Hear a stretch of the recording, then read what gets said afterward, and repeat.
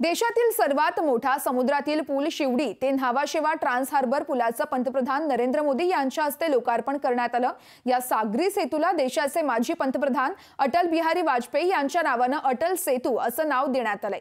तर सागरी सेतू कसा आहे याचाच अटल सागरी सेतूवरून प्रवास करत आढावा घेतला आहे आमच्या प्रतिनिधी विकास मिरगणे यांनी। आपण तो पाहूयात।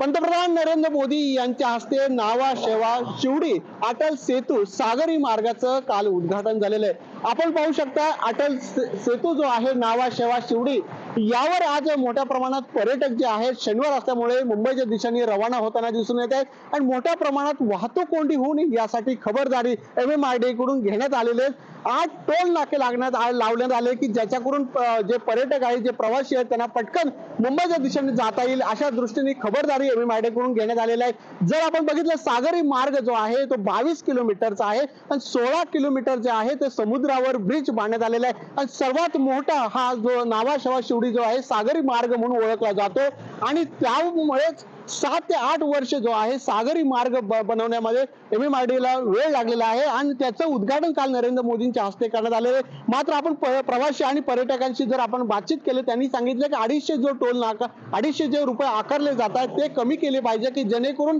अधिकाधिक लोक या मार्गाने येतील अशा दृष्टीने राज्य सरकारने किंवा MMRDA ने टोल कमी आकारावर अशी त्यांनी मागणी केलेली आहे। त्यामुळे आज शनिवार असल्यामुळे मोठ्या प्रमाणात पर्यटक जातात आणि या न्हावाशेवा शिवडी जो आहे तो नवी मुंबई असेल मुंबई असेल रायगड असेल यांना या सागरी मार्गाचा मोठ्या प्रमाणात फायदा होणार आहे कारण तिकडची जी वाहतूक आहे सायन पनवेलची वाहतूक कोंडी सुद्धा आता कमी होणार आहे।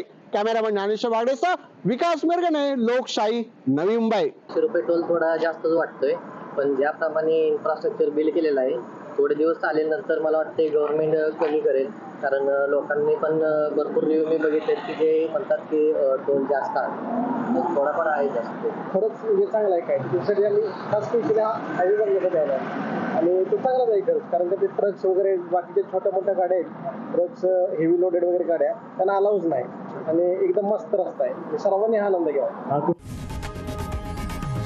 लोकशाही मराठी ऐका पहा जागरूक रहा।